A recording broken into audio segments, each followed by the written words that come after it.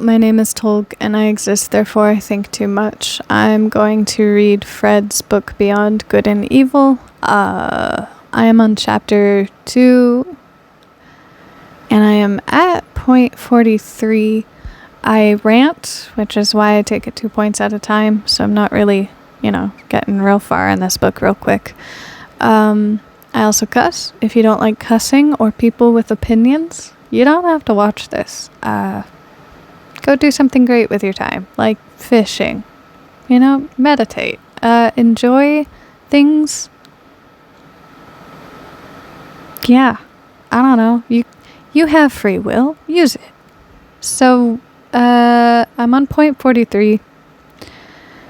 And I'll probably read just point 43 and 44 given the ranting. But in starting to read 43, realized that when I left off on 42, I probably shouldn't have, as 43 follows what was said in 42. The point 42 says there's a new generation of philosophers, and essentially what they believe in themselves is not necessarily who they are, and they're all about pomp. Though he uses different words to say it. So point 43 starts, will they be new friends of truth, these coming philosophers? Very probably, for all philosophers hitherto have loved their truths. So the first truth is in pseudo quotations.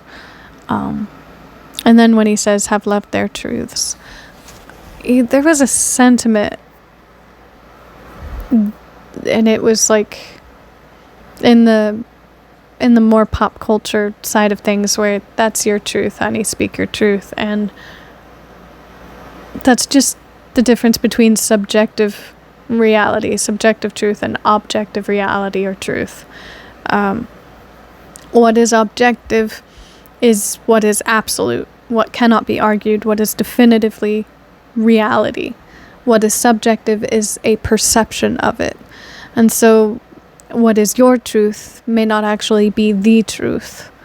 And I feel like that sometimes gets lost on people in one direction or another. If it's subjective, then people write it off entirely, sometimes. Or if it's subjective, people accept that as like an objective form of truth, where it really, really, really, really isn't. And, there's a happy middle where you can accept that it is someone's understanding, that it is their perspective, and where you can understand that because it is their perspective, it's not necessarily a lie, nor is it untrue, it's just how it was perceived.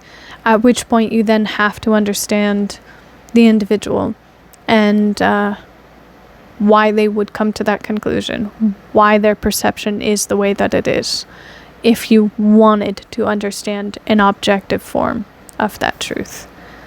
I don't think it's wise to write people off immediately, or to accept people for what they say immediately. Not because of the person necessarily all the time, but use discernment, and more than discernment, or maybe just alongside discernment, use what is it called? Deductive reasoning, where you understand that in order to get this answer, it had to go through these 1 + 1 = 2. It had to go through the equation to get there. Deduce the answer. Deduce why it is the way it is. God, if I could define deduce, I would. But more than anything, I just like saying it. Deduce. But assuredly, they will not be dogmatists. It must... Who? Oh, the people that are trying to break ground as new philosophers for Victorian period will not be dogmatic, will not be religious. I mean, Victorian period was not necessarily religious as much as it was spiritual. Again, I mostly know of Victorian England, so... But Victorian US was essentially equivalent. I don't know much about Victorian Germany, though. Or really anywhere else. Very, very narrow-minded there. Sorry about that. Anyways, if you're taking into consideration England and US, definitely not dogmatic. It must be contrary to their pride and also contrary to their taste that their truth should still be truth for everyone. That subjective ought to hearken on objective. You should aim for objective with an understanding that you're an imperfect person with a narrow perspective based on your surroundings and understanding of life. So while you aim for objectivity, you're most likely always going to end in subjectivity, and that's where grace is allotted. That which has hitherto been the secret wish and ultimate purpose for all dogmatic efforts. All dogmatic efforts aim to be objective? If only. My opinion is my opinion. Another person has not easily a right to it. Whoa.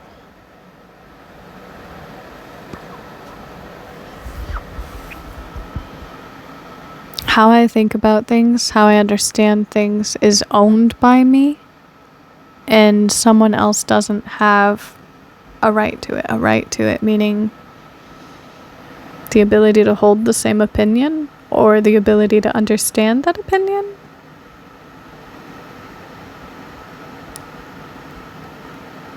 Is that a difference in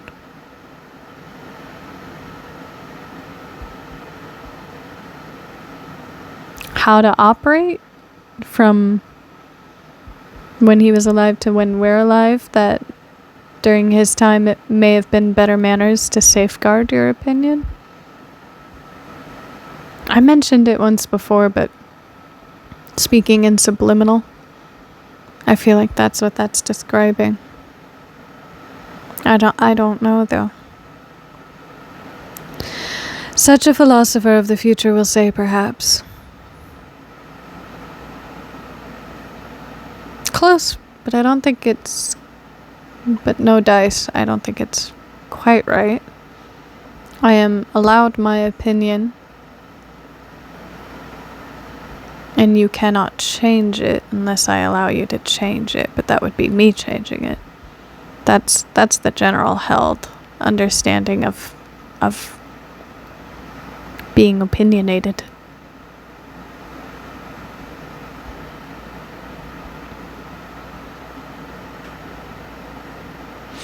One must renounce the bad taste of wishing to agree with many people. Well, if you're an ass kisser, you wouldn't really have the ability to hold an opinion of your own, would you?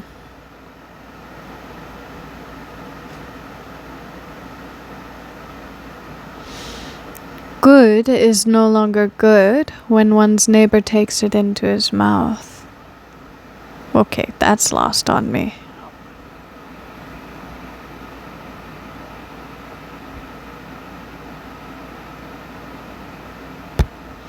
What is valued as good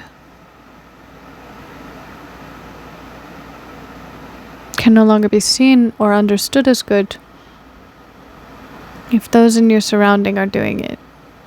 What is good needs to be what is rare, what is not practiced.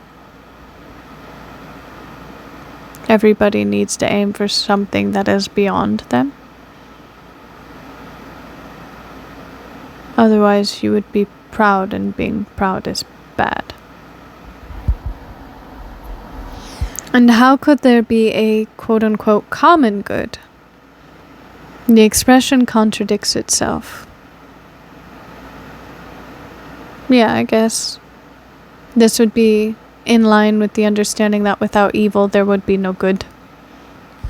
Beyond good and evil, I guess this fits the book name pretty well.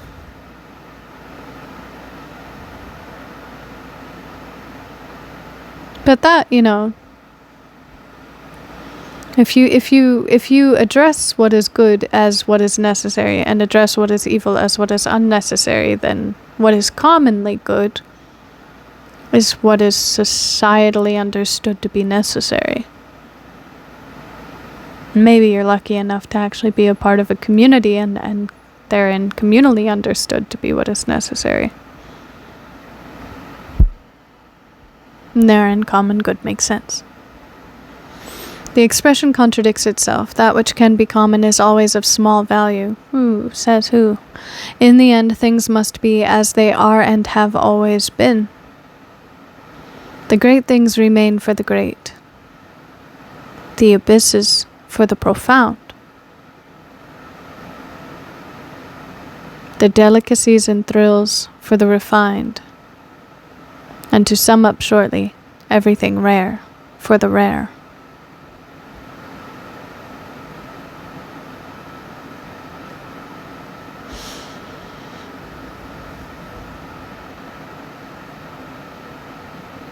Profundity is found in vacuums.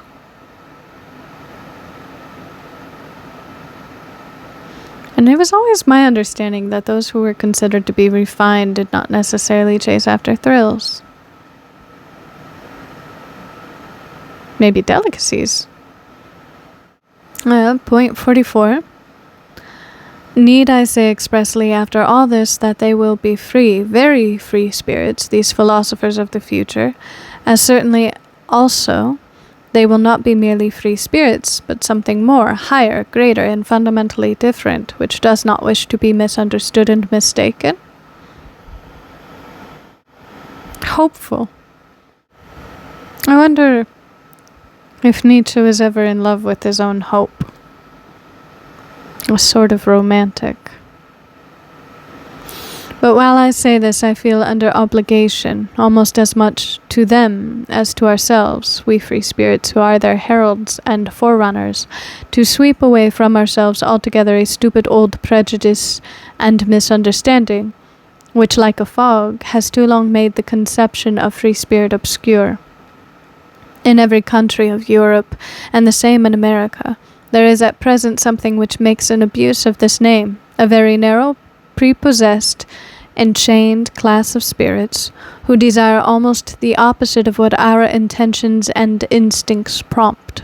Not to mention that in respect to the new philosophers who are appearing, they must still more be closed windows and bolted doors. Briefly and regrettably, they belong to the levelers, these wrongly named free spirits, as glib-tongued and scribe-fingered slaves of the democratic taste and its modern ideas, all of them men without solitude, without personal solitude, blunt, honest fellows to whom neither courage nor honorable conduct ought to be denied. When everybody is given way to free speak and able to hold their own opinion, then what is the purpose of ass-kissing? You would not be able to think for yourself, let alone freely at all, if you had to adhere to every single subjective reality that ever came across your path.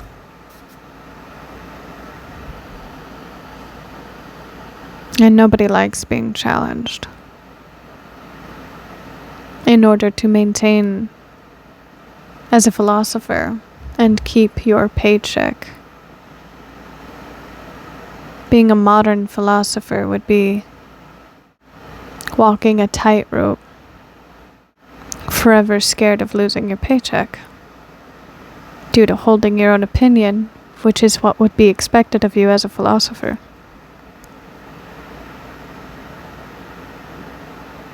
Blunt, honest fellows to whom neither courage nor honorable conduct ought to be denied. Only they are not free, and are ludicrously superficial, especially in their innate partiality for seeing the cause of almost all human misery and failure in the old forms in which society has hitherto existed, a notion which happily inverts the truth entirely. What they would fain attain with all their strength is the universal green meadow happiness of the herd, together with security, safety, comfort, and alleviation of life for everyone. Their two most frequently chanted songs and doctrines are called equality of rights and sympathy with all sufferers.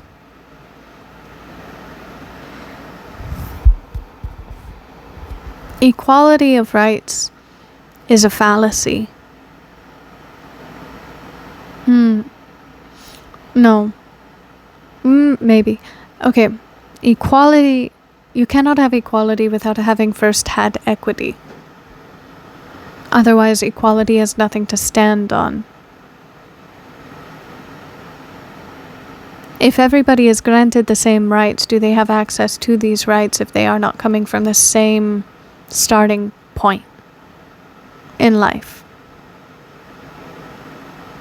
If someone is paraplegic, they have the right to protest, but do they have the access to protest? If we run on a system of social credit, and someone has Tourette's, do they then have the ability after that? We all have the same rights, but do they have the ability to properly represent themselves into the position of acquisition towards those rights? If everybody is judged by how they act on a social level and granted access to travel or simply groceries. Cannot have equality without first having equity. And I do like that this is, Victorian period, so it has yet to become confused between the words sympathy and empathy, where sympathy is applying an understanding for where someone is at, and empathy is attempting understanding by way of feeling or presuming you feel what the other person feels, which is honoring your perspective above anyone else's. Sympathy is attempting to understand by information, either given or studied. And to me, sympathy is far more valuable than empathy. Having said that, I don't think it is reasonable for any one individual to be able to sympathize, let alone empathize, with every single person that suffers. Then you add to the fact that all suffering is not created equal. And that's just the creation of it, let alone experience of it. Stubbing your toe cannot be equated to losing your best friend in a dog, But simultaneously, you have to understand that subjective perspective exists. So, on a scale of trauma, 1 being the least trauma inherited or experienced, 10 being the most, someone can rate it a 3, and someone else living their own subjective life might see that 3 and understand it to be a 7 in their own. No one has the ability to objectively understand how someone perceives pain. Therein, it is not reasonable to think that you have the ability to sympathize with every single person or every single sufferer out there. It is illogical. He goes on, and suffering itself is looked upon by them as something which must be done away with. In one of the moments in my life, I cannot necessarily go into exact details of how this moment came about or what the person meant to me. But this person looked me dead in the eyes, whether they realized they said it or not, said, "Not everybody needs to learn through experience. Don't you agree?" As though this was a moment that would significantly alter their reality if I agreed with them. It's always been my understanding that everybody has a different means by which they learn. Having said this, I understand that suffering fucking sucks ass. But I think that it's human nature to seek it out. That if everything in life were incredibly perfect, you were without want and without need, you would find something to be fucked up about. And I think the reason that it is human nature, and the reason one would go out of their way to try to make something fucked up where it isn't, is to be able to better appreciate through contrast what it is that you do have that is good. If you did not have the bad, if you did not have the suffering, would you truly understand how good it is when it is good? We opposite ones, however, who have opened our eye and conscience to the question how and where the plant man has hitherto grown most vigorously, believe that this has always taken place under the opposite conditions, that for this end the dangerousness of his situation had to be increased enormously.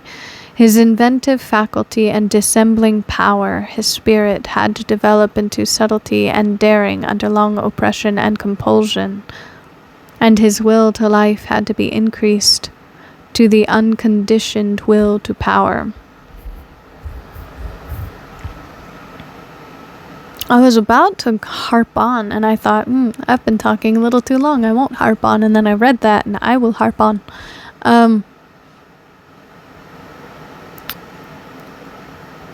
If you are in too much light, you are just as blind as if you are in too much darkness. If there is no reprieve for the suffering that you are going through, do you truly have the capacity to act on strength?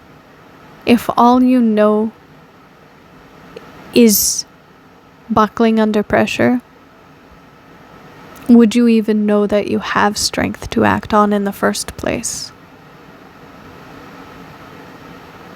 You do need contrast.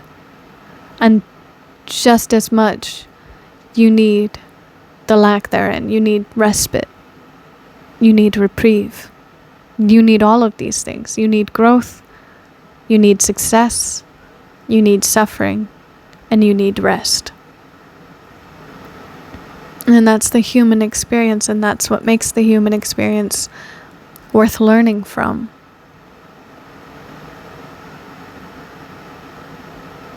That is to say, however, on the scale of what is unnecessary versus what is necessary, there are gradients. I don't think suffering needs to be had in such a way where everybody is going through Pompeii, I think Fukushima should never have happened, right? There are certain levels that we can fucking decrease. It doesn't need to be hell on earth. But likewise, I guess, if balance exists, you would have to conclude that it doesn't need to be heaven on earth. You just need earth. You just need the ability to appreciate. We believe that severity, violence, slavery, danger in the street and in the heart, secrecy, stoicism, tempter's art, and devilry of every kind, that everything wicked, terrible, tyrannical, predatory, and serpentine in man serves as well for the elevation of the human species as its opposite. Again, I reiterate, I think you can dial back on the severity of it all. I don't think it needs to be so intense for contrast to be understood. This is, there's a practice, and I am not totally knowledgeable source of this practice, but, to be a yogi, yogiism, as much as I ever understood it, is participating in that which is societally understood as taboo. It is experiencing all of the magic of that which is evil or considered evil. My understanding, personally, is that you are to study this to provide the contrast. The aim is to know the contrast, to know the depth of both. Where Crowleyism, do what thou wilt, is like a bastardization of Yogiism. Where Yogi is to study, Crowley is to simply experience. I don't even know if it's to learn from. Sure, you could learn from it, but it's indulgence. And so, even if you were to allow all of the severities of life on either end of the scale, I think it ought to be stressed that one ought to learn from the experience rather than simply experience it. We do not even say enough when we only say this much, and in any case we find ourselves here, both with our speech and our silence, at the other extreme of all modern ideology and gregarious desirability, as their antipodes? Antipodes? I will put the definition up. Perhaps. What wonder that we free spirits are not exactly the most communicative spirits, that we do not wish to betray in every respect what a spirit can free itself from, and where, perhaps, it will then be driven.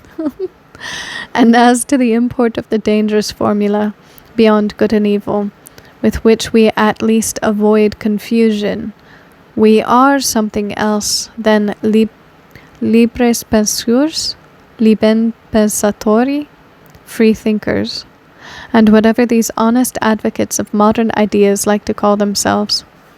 Having been at home, or at least guests, in many realms of the spirit, having escaped again and again from the gloomy agreeable nooks in which preferences and prejudices, youth origin, the accident of men in and books, or even the weariness of travel, seemed to confine us, full of malice against the seductions of dependency which lie concealed in honors, money, positions, or exaltation of the senses, grateful even for distress and the vicissitudes of illness, because they always free us from some rule and its prejudice, grateful to the god, devil, sheep, and worm in us, inquisitive to a fault, investigators to the point of cruelty, with unhesitating fingers for the intangible, with teeth and stomachs for the most indigestible, ready for any business that requires sagacity and acute senses, ready for every adventure owing to any excess of free will,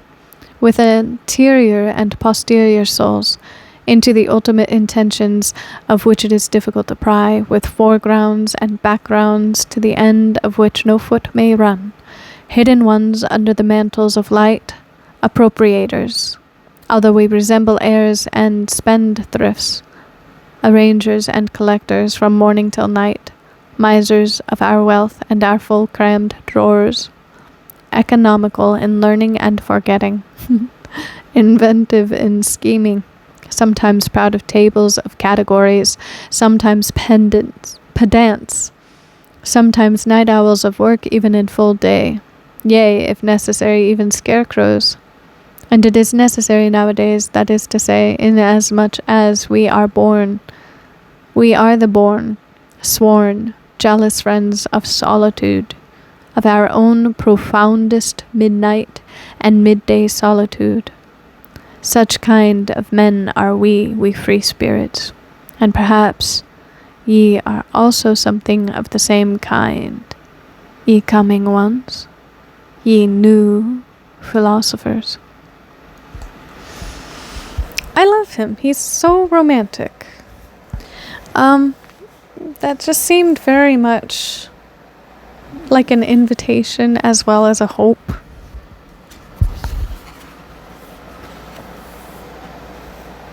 A hope that a wise man plants a tree knowing he will never enjoy the shade, but plants it for the next generation. Anyways. like, he finds issues with those in his profession, but then hopes that the mantle will be taken up by people that will rectify the issues. And holy shit, was that a poetic way of saying it.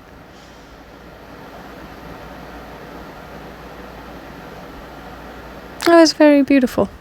If not, maybe mildly worrying. Given, again, you take Crowleyism versus Yogiism. I think Yogiism has more honor to it, and Crowleyism is a piece of shit. Practice. But, that's my opinion, and I have the freedom to have an opinion. So there's that. Anyways, have a good night. I'm gonna end it there. Do well by yourselves. Drink well, eat well, sleep well. Manage. Bye-bye.